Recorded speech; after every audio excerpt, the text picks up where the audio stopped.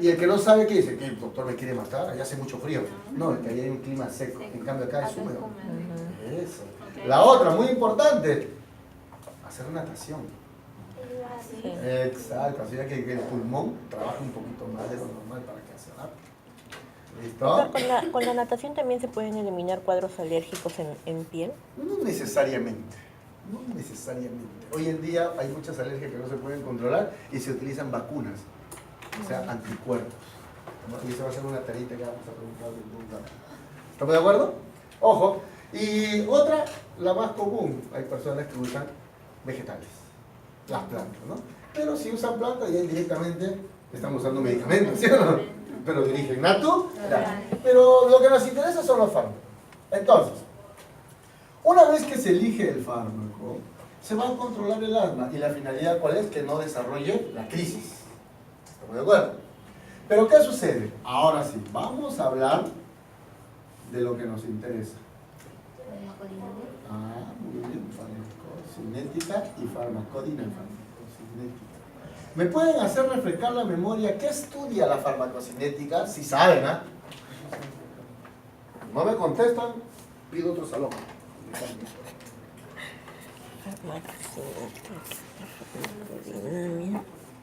Proceso farmacológico. Mejoremos eso, no está mal. No es lo mismo farmacocinética que farmacodinámica, ¿verdad? A ver. Recuerden, chicas, chicos. Lo que el medicamento le hace al organismo. ¿Todos de acuerdo? Sí. No. Es el recorrido del fármaco. Es el recorrido, es lo contrario. Muy bien. ¿Y qué procesos incluye? Absorción, En metabolismo, orden, por liberación. favor. Liberación, esta es en la preabsortiva. ¿Cuál era? Absorción, distribución, metabolismo, excreción. Excelente. Muy bien. ¿Estamos recordando? Recuerda que hicimos de estos temas casi 2 o 3 semanas. Te expliqué con detalle. Ahora lo vamos a hacer en 3 o 4 líneas. Siempre que recuerdes. Si no, uy, ahora, ¿qué será eso? Doctor, ¿se puede apagar el producto? Claro, pero el problema es que no tengo el control. Es un PPT ahora, doctor, cualquier PPT y póngale el puntito control. ¿Qué le pongo? Hazlo tú. ¿No se ve? A ver, ¿usted se ve que es una monstrua en computación? No, una tigresa. Ah, no se ve bien, ¿no? Un leopardo. Sí, se pone en blanco.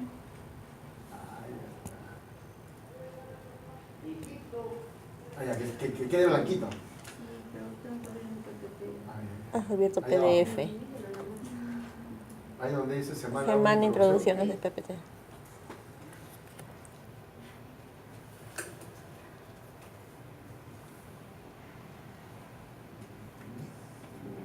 Mientras tanto, vamos a borrar.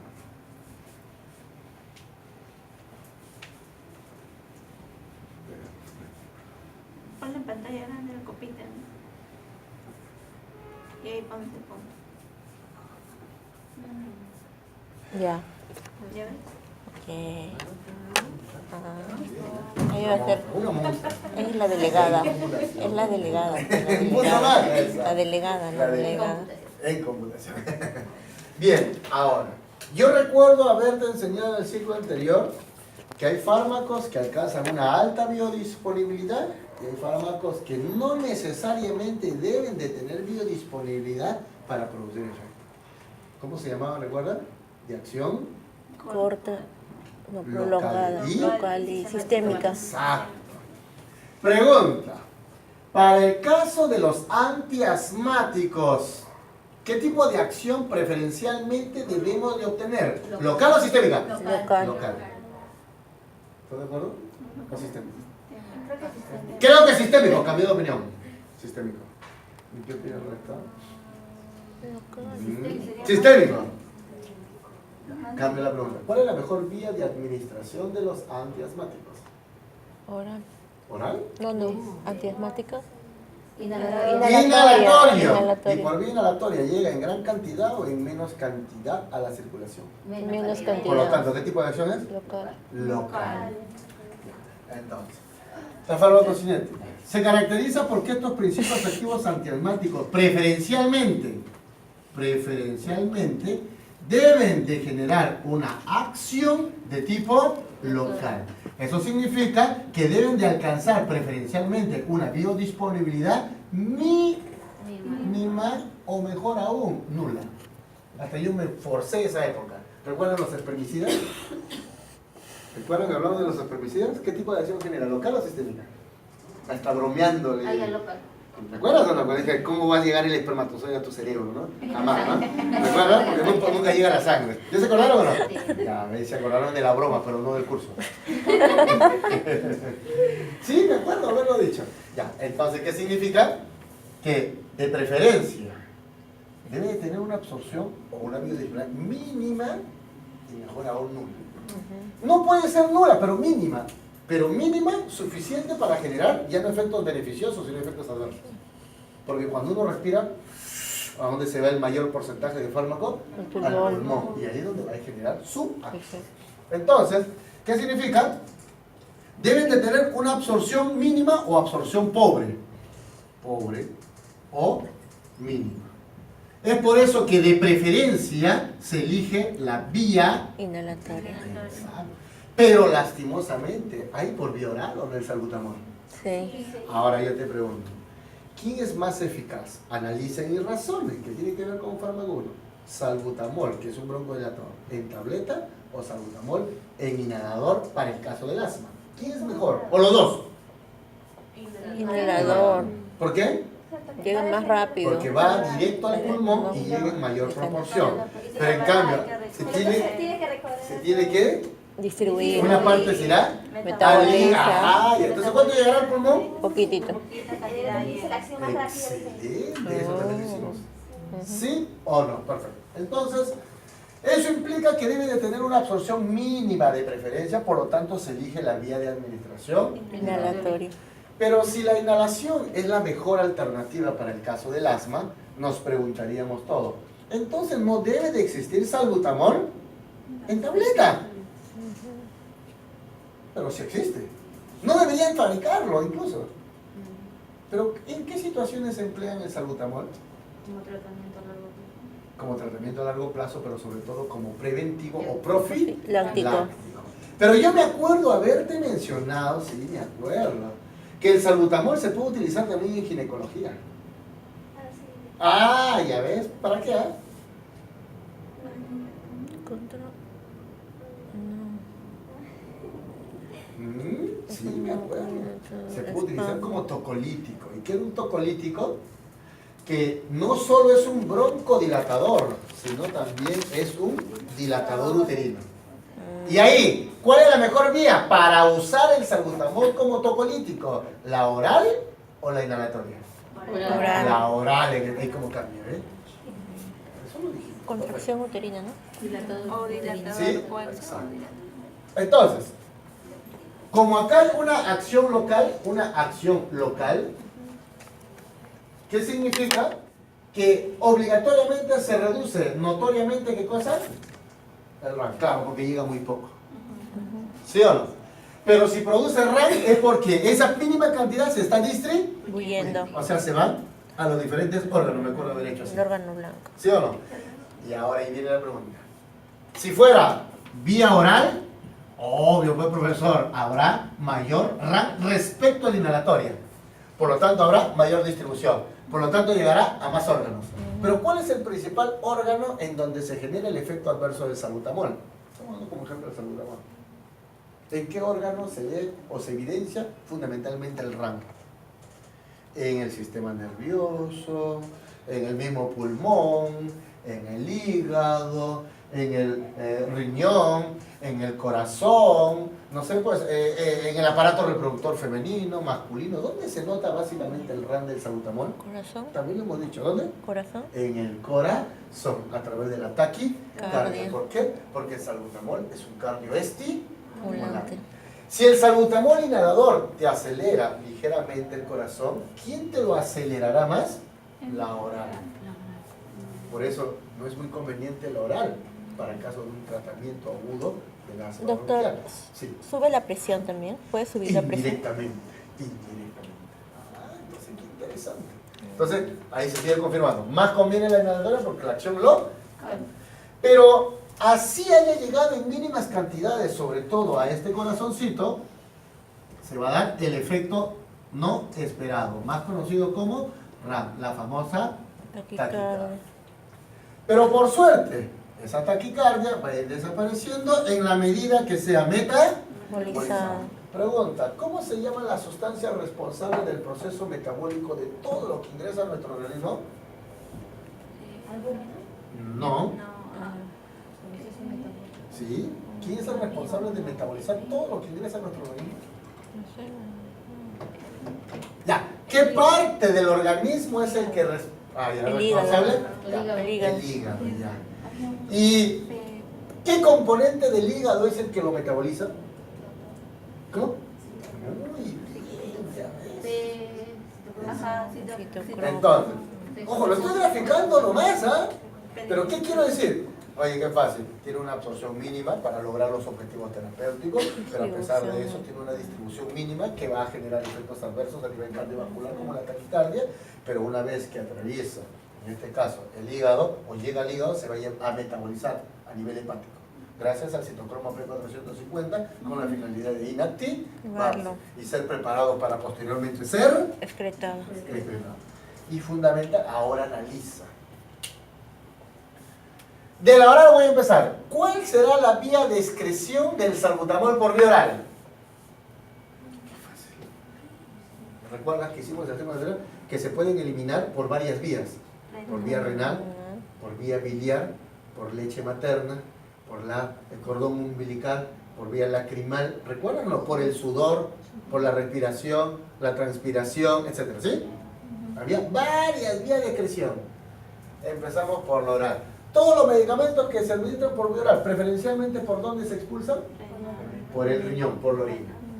Acá no hay nada que discutir. En segundo lugar, un porcentaje por la heces, por vía biliar. Pero ahí no hay duda, lo voy a colocar por acá. Renal y biliar, me estoy refiriendo al oral. Pero la inhalatoria, también. ¿Cuánto llega a la sangre? Poquito. ¿Y la mayor cantidad dónde está? Pulmón. ¿Entró, sí o no? ¿Entró? ¿Y se ha quedado dentro? No, pues si eso fuera cierto, sería la sangre. ¿Pero cuánto llega la sangre, mucho? Poquito. Entonces, ¿se ha expulsado o no? Sí. ¿Y por dónde se ha expulsado? Oral. Por tos. Por tos, mejoremos eso. Se ingresó a través de la respiración. ¿Cómo se fue? Por esa misma vía. Ajá. Por eso yo me acuerdo haberte dicho, el salbutamol tiene una farmacocinética muy corta. En el sentido de que así como ingresa, produce su acción y rapidito se va. En cambio el oral demora, la parenteral demora. ¿Por qué? Porque llega a la circular. Sí. Ah, entonces, para el caso de la vía inhalatoria, ¿qué ocurre? Va a haber una excreción, sí, pero ¿de qué tipo? Pulmonar o aérea. ¿Aérea qué significa? Las 3 o 4 semanas de farmacocinética lo que vamos a hacer en 1, 2, 3, 4 litros. ¿Sí o no? Se supone que si hemos hecho esto me estás entendiendo, ¿no? Sí, profesor, ¿qué es IP? Uy, entonces ahí significa que no estás recordando, por lo tanto te estás perdiendo. Pero estoy seguro que sí me estás entendiendo. ¿Hasta ahí está claro? Farmacocinética.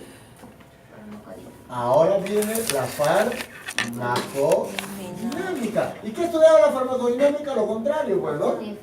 Exacto, la acción y el efecto. Es decir, lo que el fármaco le hace al organismo. ¿Y qué le hace? Tratar de equilibrar, ¿no? ¿Sí o no? Resulta que existen varios mecanismos de acción, pero esto es a nivel molecular, ¿recuerdan? En donde en muchos casos se utilizan moléculas diana. ¿Qué era una diana? Diana. En lugar de acción. ¿Mejoremos eso? Es la molécula con donde va a interactuar. Puede ser una enzima, como la COX. Puede ser un receptor, como los adrenérgicos colinérgicos. Puede ser un canal, como la benzodiazepina, ¿recuerdan? ¿Sobre qué canal iónico actúa la benzodiazepina? Estamos recordando, ¿ah? Sodio. Hay canal de sodio, canal de potasio, canal de calcio, canal de cloro, ¿sí o no? Ya. ¿Sobre qué canal actúa la benzodiazepina como el diazepam, recuerdan? Canal de sodio. Canal. Ya, ¿sobre qué receptor? Ah, el receptor GABA, ya viste, es un buen punto. ¿Y qué usa el receptor GABA? Un canal. ¿Cuál? Sodio, potasio, calcio o cloro. Cloro. Muy bien, ¿ya ves? Profesor, por eso voy a tener que recordarlo. ¡Sí! Porque cuando hagamos antidiabético te va a actuar sobre el canal de potasio. Ya, felizmente. Menos agua. Venimos mal, dice. Entonces, ¿qué ocurre? Hay muchas formas de actuar de los antiasmáticos en general. Estamos hablando en general. ¿Listo? Perfecto. Resulta que una muy importante es la siguiente. Presten atención. Activar al receptor bronquial adrenérgico. ¿Me puedes hacer recordar qué tipo de receptores adrenérgicos existen? Alfa y Beta. y dentro de alfa, alfa 1, Alfa 2. y beta, hay beta Beta 1, uno, beta 2, beta los más dos. conocidos, hasta beta 3 hay. ¿Cuál de los cuatro, por lo menos, alfa 1, alfa 2, beta 1, beta 2, cuál de los cuatro abunda en los bronquios? Yo me acuerdo haberle dado una lista, una Beta impresión. 2. Beta 2. ¿Cuál es? Beta 1. Beta 2. Están los dos, pero ¿cuál abunda? Beta 2. El beta 2. Oye, qué fácil. ¿Cómo lo harán? Bien simple, activando el receptor beta 2. ¿Y cuál es la finalidad de activar el receptor beta 2? Imitar a un broncodilatador natural que todos tenemos. Así como hay un corticoide que tenemos. ¿Recuerdan cómo Cortisol. se llama el cortisol? ¿Y cómo se llama el broncodilatador que todos tenemos dentro? Excelente. Y la adrenalina actúa sobre el alfa 1, alfa 2, beta 1 y beta 2. Y cuando actúa sobre el beta 2 en los bronquios, ¿qué efecto produce? Dilatación. Por lo tanto, ¿qué tienen que hacer estos fármacos? Activarlo para imitarlo. ¿Y cómo se llaman los fármacos que imitan a la adrenalina? Adrenérgicos. ¿Y cómo lo activan? Agonistas. Ya nació el tema. Agonistas adrenérgicos. ¿Eso lo hemos hecho en el ciclo anterior? Sí, lo hemos hecho. Segundo. ¿Cómo también pueden actuar los antiasmáticos? Hace un ratito yo te dije que la acetilcolina, ¿qué generaba sobre los bronquios? Te lo dije. Constricción o contracción, que es lo mismo. Pero si tú recuerdas, fármaco 1, la acetilcolina para que genere efecto se tiene que unir a un receptor. ¿Qué receptor era? Muscarínico. La acetilcolina se une solo con el nicotínico Y muscarínico. Pero hay muscarínico M1, M2 y M3. También lo hemos hecho. ¿Cuál de los tres se encuentra a nivel de la vía respiratoria? Fosas nasales, bronquios, etc. M1, M2 o M3. M1 y M2, M1 y M3, M2 o M3. Ahí salen las alternativas, ¿no? ¿Cuál es? Todas. También te lo dije y te di una listita, ¿te acuerdas? Abunda M1 y M3, porque el M2, ¿dónde abunda? En el corazón. Entonces, ¿qué fácil? La acetilcolina, cuando se une a su receptor muscarínico en los bronquios, ¿qué genera? Todo su mecanismo. Activa la proteína GQ, luego la GQ activa la fosfolipasa C, luego la fosfolipasa C hace posible que se forme diacilglicerol, DAG, ¿recuerdan? Y el IP3, y luego ambos hacen posible que aumenten los niveles de calcio. ¿Y qué hace el calcio sobre el músculo? Contrae. Oye, qué facilito. El calcio elevado, ¿qué genera? ¿Me Contracción. puede decir qué harán los fármacos? Facilito, hay un desequilibrio. Si eleva el calcio, se contrae. ¿Qué tendrá que hacer? Bajarlo. Disminuye. Pero hay dos formas de hacerlo. Cada vez que la acetilcolina se une a su receptor, se da todo esto. ¿Qué le podríamos hacer al receptor? Bloquear. Bloquear. Uno de ellos será Bloquear. bloquear al receptor. Pero en este caso será receptor muscarínico. Clínico. ¿Estamos de acuerdo? ¿Listo? Perfecto. Pero resulta que yo recuerdo haberte dicho, hay segundos mensajeros que son responsables del efecto. Y uno de ellos muy importante, ¿quién es? El AMP. Por lo tanto, cuando él se activa, ¿qué se eleva? El AMP. Y él activa la proteína quinasa A, ¿recuerdas? Y él genera la broncodilatación. Pero había una sustancia que a él lo degrada. lo convierte en AMP. ¿Recuerdan cómo se llama la enzima? Era una sigla. Fosfatoquinas, no. ¿Qué significaba PDE? Fosfodiesterasa. Fosfodiesterasa. ¿Quién es el que produce broncodilatación? Él. Miren, miren, ¿eh? Cuando él trabaja, se dilata el bronquio. Pero cuando él se transforma en él, ¿qué pasa con este nivel? ¿Aumenta o disminuye? Repito, cuando él se transforma en él, ¿qué pasa con sus niveles? ¿Aumenta o disminuye? Disminuye. Por lo tanto, si disminuye, ¿va a haber un buen efecto broncodilatador? No. ¿Quién hace ese cambio? Por lo tanto, ¿qué hay que hacerle a la enzima? Hay que bloquearla o inhibirla. Entonces, hay que inhibir a la PDE. Fosfodiesterasa.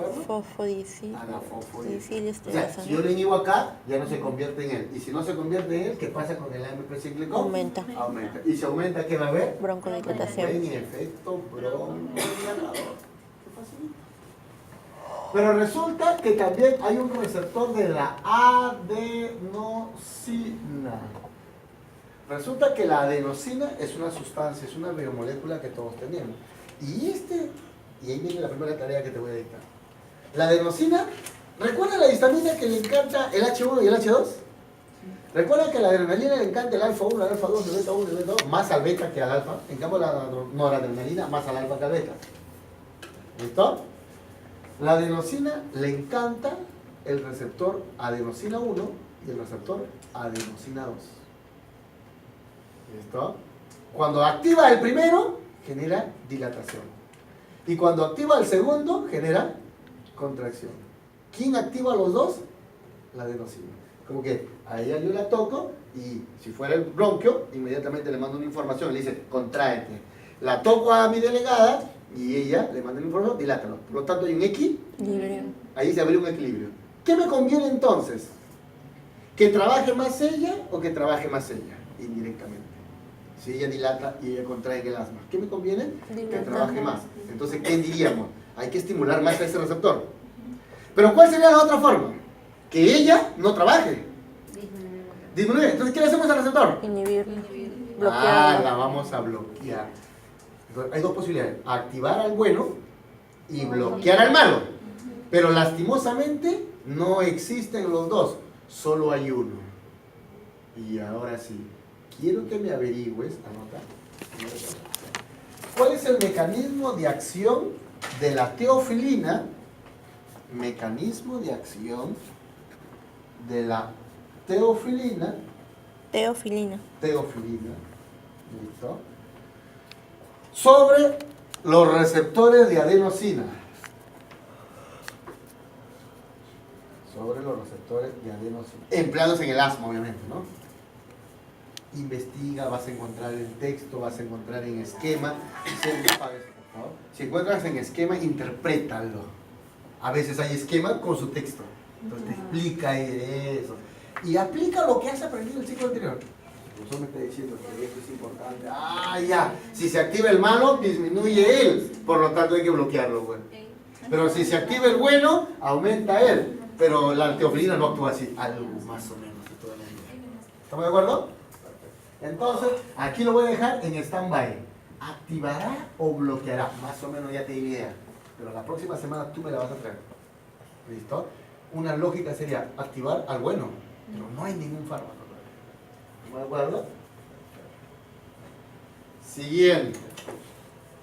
Hace un rato dijimos que uno de los agentes inflamatorios eran las prostaglandinas y leucotrienos. Ambas, no lo puse pero voy a colocarlo. Las prostaglandinas y leucotrienos vienen del ácido araquidónico. Mientras que él se forma gracias a la COX, él se forma gracias a la LPO, lipoxigenasa. Perfecto. Ya también hicimos el ciclo anterior. ¿Ya? Perfecto. Pero ambos, ¿qué producen? Inflamación. ¿Estamos de acuerdo? Partimos por el primer caso. ¿Cómo se llaman los fármacos que reducen los niveles de prostaglandinas para generar un efecto antiinflamatorio?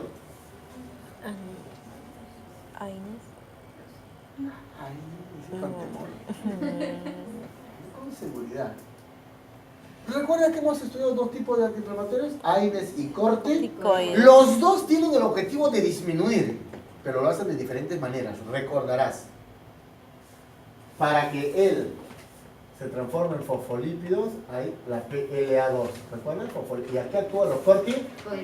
¿Y aquí actúa quién? O sea, al final, ¿qué baja? Ahora te vuelvo a preguntar. Si los antiinflamatorios directa o indirectamente disminuyen prostaglandina, ¿eso conviene en el asma o no? Si el profesor me ha dicho que las prostaglandinas inflaman los bronquios, por lo tanto hay dificultad para respirar, ¿se va a utilizar antiinflamatorios? La lógica dice sí. Pero hay dos tipos de antiinflamatorios, AINES y corticoides. ¿Se emplean los dos? No, corticoides. No. ¿Solo? Corticoides. ¿Y qué hacen los corticoides indirectamente? ¿Qué reducen? Pero hemos aprendido que los AINES son buenos antiinflamatorios y reducen muy bien las prostaglandinas. Sin embargo, no son eficaces en el asma. Sobre todo la familia de los salicilatos. Y ahí viene la segunda pregunta. Investigar y justificar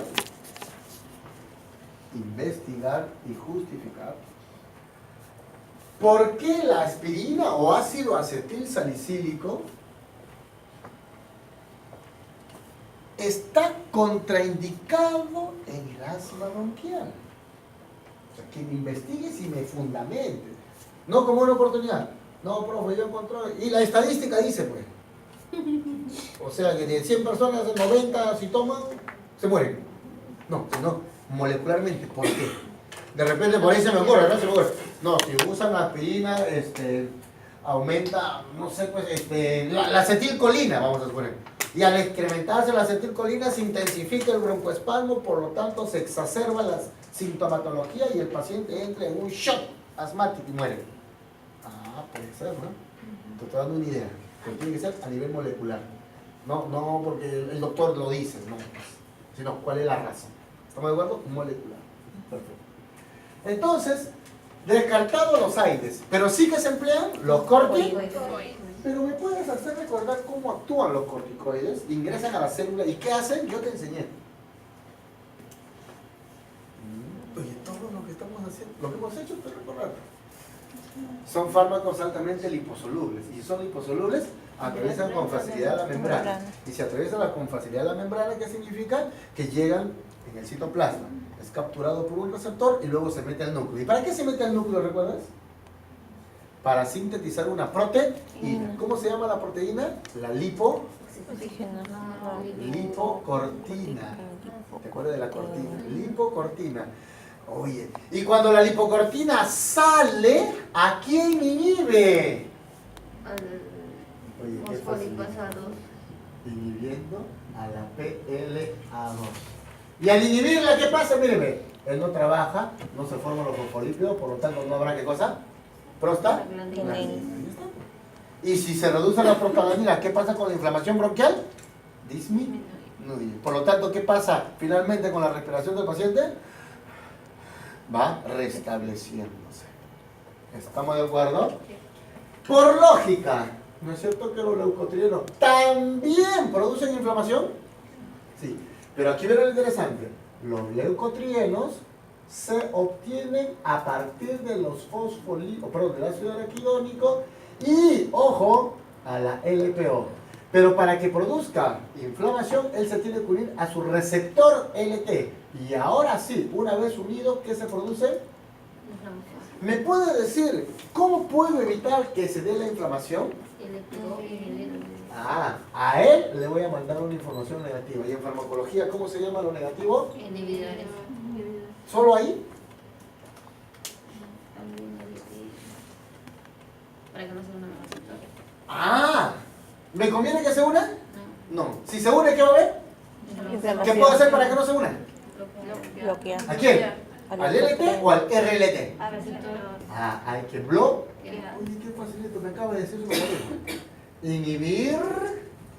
¿A quién? A la LPO. ¿Y qué más? Bloquear al receptor LT. ¿Estamos de acuerdo? ¿Listo? Pero recuerdas que hablamos del mastocito. ¿Qué era el mastocito, chicos y chicas? Una célula que almacenaba varias sustancias químicas. Sobre todo, ¿qué sustancia química? La histamina. Si ustedes recuerdan inmunología, seguramente el profesor le ha dicho, esto es el mastocito, y el mastocito tiene varias vesículas. Ahí almacenan varias moléculas. Por ejemplo, la radicinina y esto que sea la histamina. Entonces, para que la histamina salga, ¿qué tiene que ocurrir? Tiene que ocurrir lo siguiente. Esto tiene que debilitarse, la membrana. Pero ¿cuándo se debilita la membrana? Cuando hay presencia de anticuerpos al sistema inmunológico.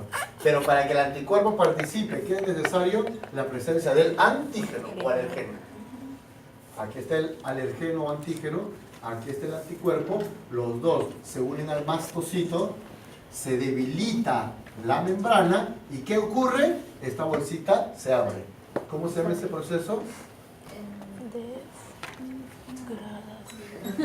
Desgranulación. ¿De quién? Del mastocito. ¿Qué es la desgranulación del mastocito en términos simples? La liberación de histamina o expulsión de histamina. Pregunta, ¿conviene que se libere más o menos histamina en un asmático? Menos. ¿Qué podríamos hacer para que no se desgranule? Que no se una el... Una posibilidad, que no se una, lastimosamente, no se puede. ¿Cuál sería la otra? ¿Recuerdas que esto se debilita? Fortalecerlo. Y al fortalecerlo, ¿qué va a pasar? No se va a Desgranular. ¿Cómo? Inhibiendo La desgranulación. la desgranulación del mastocito. ¿Me guardo? Oye, entonces, esto que acabo de mencionar es a nivel molecular. ¿Y ahí nacen el nombre de los fármacos, pues? Si tiene relación con el beta 2, que al final tiene relación con los adrenérgicos, ¿cómo se llaman? Antiadrenérgicos. Fármacos activos, agonistas adrenérgicos o simpático-miméticos. ¿Eso no sé? Bloquean al receptor M. ¿Cómo se llaman los fármacos que bloquean a la acetilcolina? ¿Cómo se llaman los fármacos? Bloqueadores, sí, pero ¿con qué otro término se le conoce? Como antagonistas colinérgicos o simplemente anticolinérgicos. Y como bloquean específicamente al M, también llamado antimuscarínicos. Acá, bueno, acá está su nombre, inhibidor de la fosfodiesterasa. Ahí están las santinas, la familia. Lo que tiene relación con la adenosina es el mismo que acá. Los inhibidores de la fosfolipasa, ¿cómo se llaman? Corticoides. Acá, los inhibidores de la lipoxigenasa o del receptor de los leucotrienos, ¿cómo se llaman? Antileucotrienos. Y acá, los inhibidores de la desgranulación del mastocito. Ah, me estaba olvidando. Pero recuerdan que habíamos dicho que la histamina genera broncoespasmo, ¿sí o no? Pero la histamina, ¿sobre qué receptor se debe de unir para generar el broncoespasmo, chicas y chicos? ¿Sobre el H1 o el H2? H1. Cada vez que él se une con él, se activa la cascada de reacciones. ¿Y qué genera? Broncoconstricción. La pregunta será, ¿no es cierto que al inhibir la desgranulación va a haber menos histamina? Y si hay menos histamina, menos activación. Y si hay menos activación, obvio, va a disminuir el broncoespasmo. Entonces, ¿está bien esto, sí o no? ¿Cuál sería la otra forma de evitar que se siga dando el broncoespasmo? Cada vez que él se une con él, se da esto. ¿Qué podríamos hacer para que no siga generándose el broncoespasmo? Un fármaco que según ahí, canadiano, no. Hay que bloquear. Bloquear. ¿Cómo se llaman los fármacos que bloquean al receptor H1? Antihistamínicos H1. ¿Y qué antihistamínico H1 conoces? Clorfenamina, cetiricina, levocetirizina, desloratadina, astembisol, etcétera. ¿Qué significa, profesor? ¿Que puedo usar antihistamínicos en el asma? Sí, pero no son los fármacos de primera elección. sea, si hay 10 asmáticos, ¿todos van a recibir antihistamínicos? No. Pero hay un antihistamínico que bloquea. Por lo tanto, lo voy a colocar acá. Bloqueadores.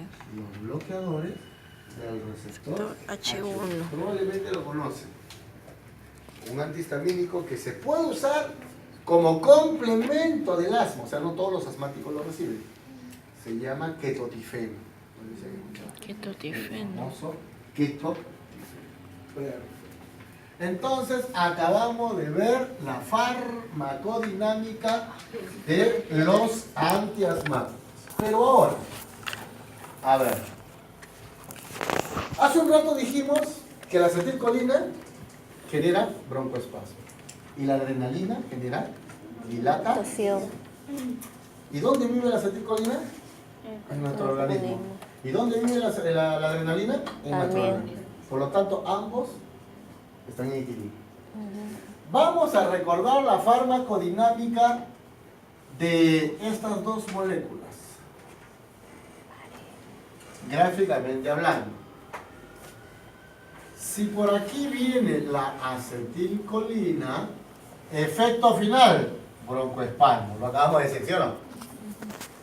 Pero si por aquí viene la adrenalina, resultado final, broncodilatación. Por lo tanto, hay un equilibrio. Pero este es el resultado final. ¿Cuál es el mecanismo de acción? ¿Con qué tipo de receptor se une la acetilcolina, hemos dicho? Receptor muscarínico. ¿Y la adrenalina con qué receptor? Beta 2. Ahora, creo que la adrenalina es un poquito más simple de recordar. Si es beta 2, ¿qué tipo de receptores? ¿Acoplado a canal iónico, proteína G enzimático o intracelular? Proteína G. Y si es proteína G, hay GS, GI y GQ. ¿Cuál de los tres es? GI. ¿Todos de acuerdo? El beta 2. ¿GI? Tienes que recordar. Porque yo te hice.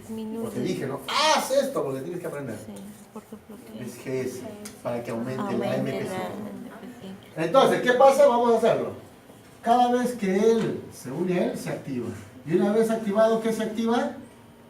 La proteína G.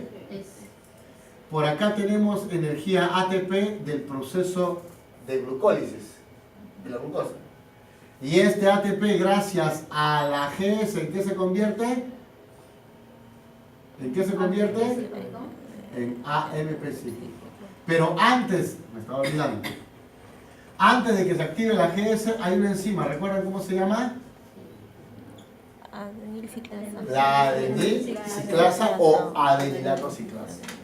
Muy bien, una vez que el AMP cíclico se ha incrementado, ¿qué pasa? Se activa la proteína quinasa A.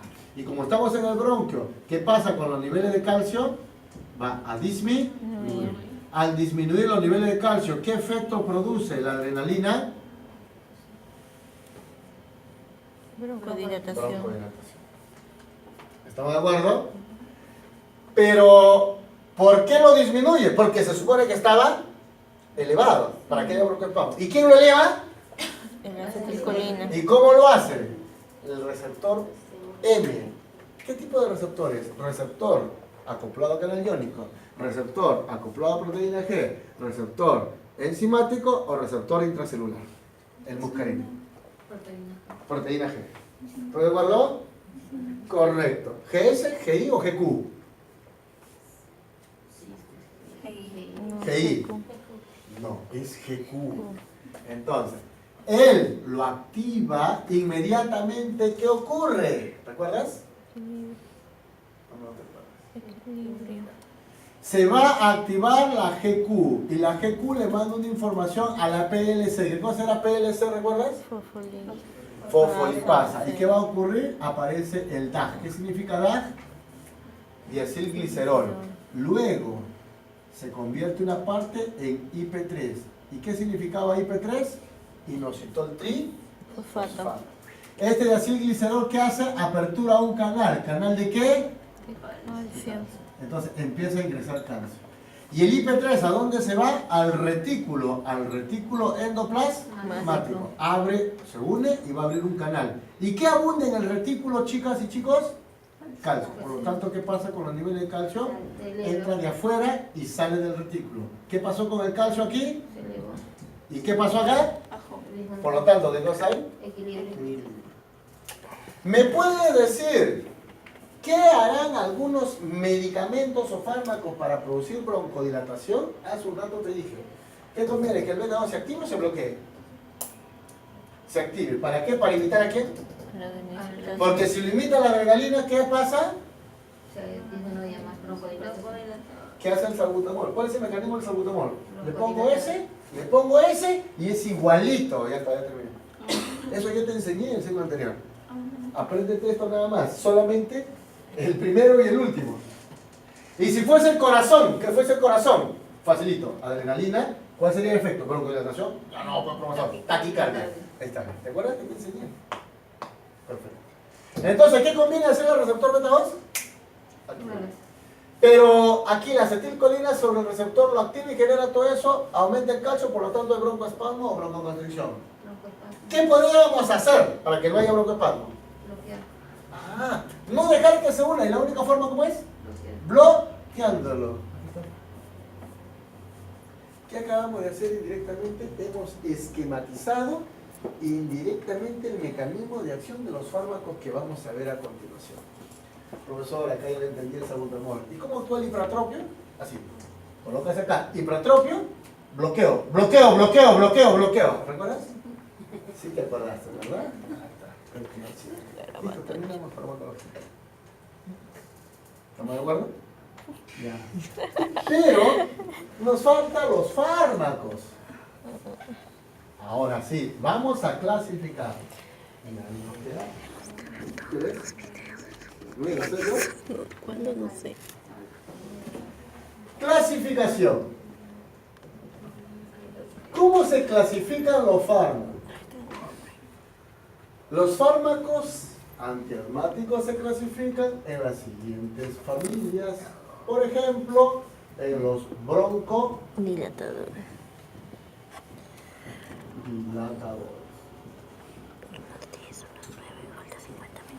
Bueno, su mismo nombre lo dice, ¿no? Son aquellos principios que tienen por objetivo dilatar el músculo liso bronquial para revertir el broncoespasmo característico del asma.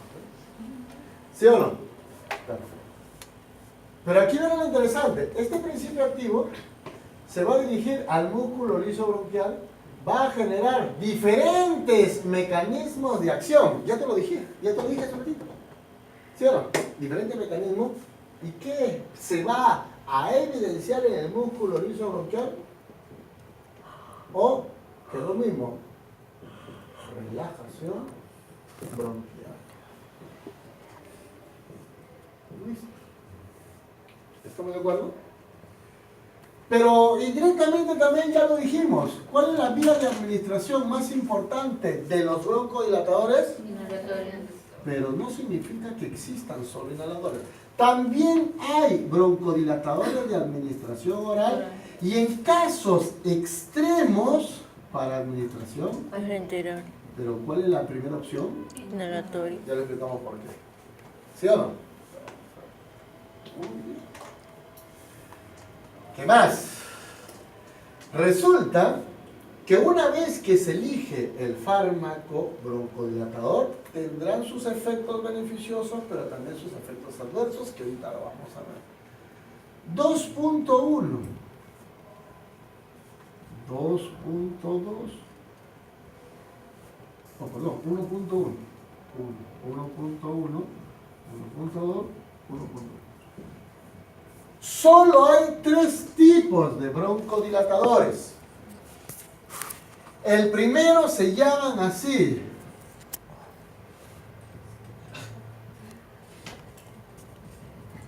Simpático-miméticos. ¿Recuerdan miméticos? ¿Recuerdan ese anterior? Milíticos, simpático-miméticos, simpático-líticos.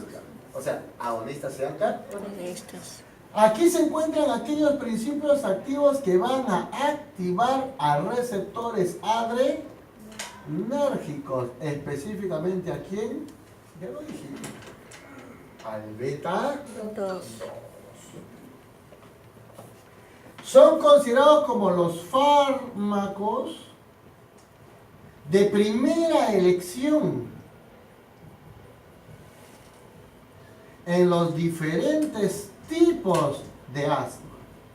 Hay asma leve, asma persistente, asma severo, etcétera. O sea, ¿qué te quiero decir con esto? Si tenemos 10 pacientes con asma, es casi un hecho que los 10 reciben simpaticomiméticos. ¿Verdad? Ojo. Perfecto. Resulta que este grupo de fármacos alcanzan una acción preferencialmente local, pero otras acción sistémica. ¿Con cuál nos quedamos, habíamos dicho? Local. Con la local. Y la sistémica no es conveniente porque incrementaría los efectos adversos. Perfecto. Vamos a colocarlo por acá porque no hay espacio.